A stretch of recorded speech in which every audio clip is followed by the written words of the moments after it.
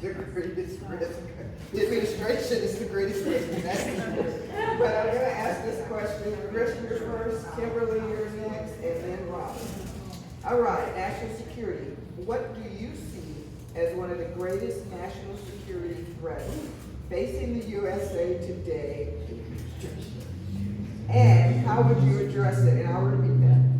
What do you see as one of the greatest national security threats facing the U.S. today? And how would you address it? And we'll start with Chris, and then Kimberly, and then Robert. Oh, there are a lot. Just on an international standpoint, right now, probably the biggest disruptor, and I'm sure colleagues are going to agree with me, but the biggest disruptor of our national security right now has to do with our incursion in Iran.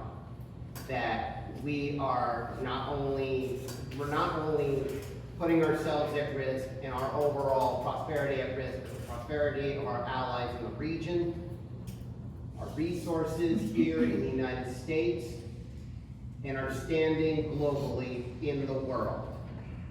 I read a book years ago. It was called Battle for Peace. It was written by General Zinni, and he came with the analogy to explain the role and the visualization of the role that the United States had when it came to the world. Imagine this room filled with people all standing next to each other. Each person represents one country.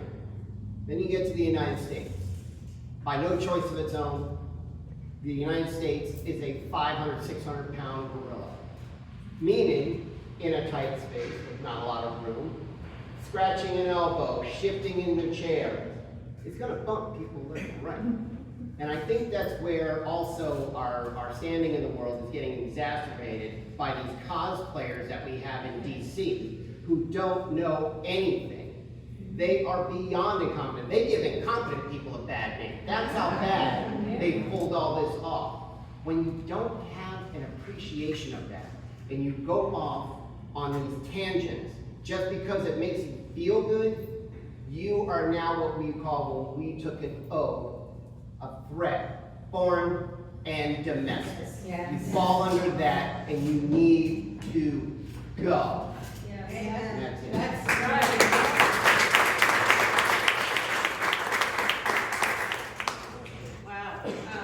Sorry, I'm a little passionate about that.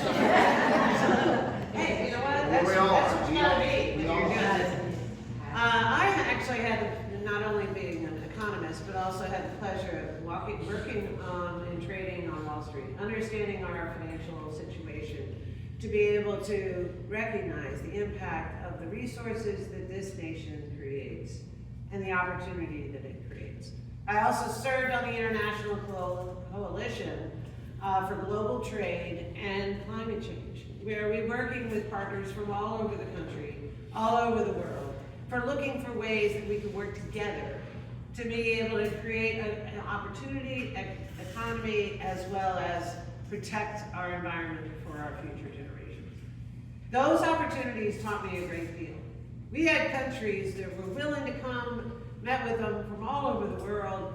They're willing to come to figure out how we could actually protect our environment, protect our economies, and actually grow our families in our countries.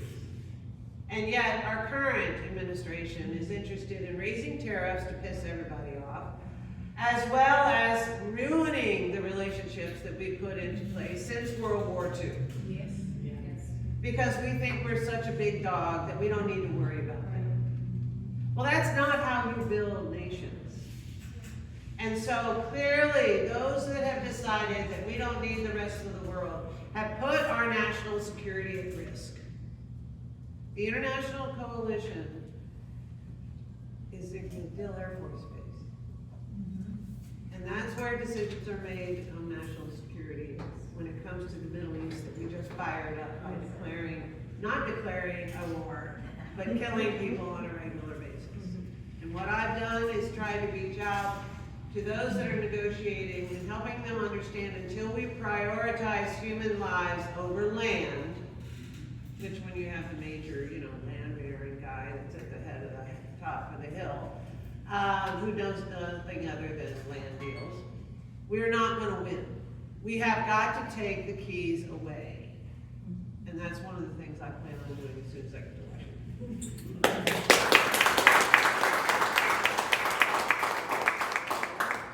This administration, of course, but does anybody remember, and I'm sure I saw this probably last year at some point, when the president has gone to these summits and been laughed at? Yeah. speaking? Oh, yeah. I'm not an expert on this, but when you're being laughed at, that means you're not taken seriously, right? So our standing in the world, that's your education right there. And as somebody who's been, I've deployed 3 times, seeing firsthand, number one, how our soldiers sometimes behave in a lot of the briefings that we have to get because of how we act going over there and believing that we are the hot stuff and how other countries view us, we were already not that great to begin with. And this administration just made it worse. Whenever Pete Hegseth opens his mouth, my wife knows not to bother with me for at least 2 hours. Because I cannot say anything. And I say that because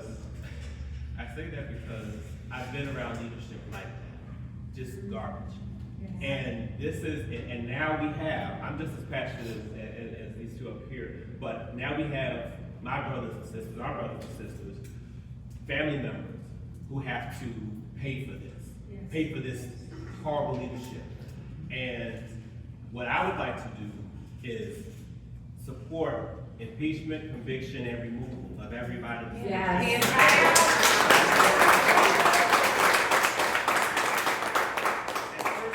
At first I was focused on strictly impeachment, but conviction and removal, because they can't just ride off into the sunset and not pay for everything that they Right. do. Agreed. And Agreed.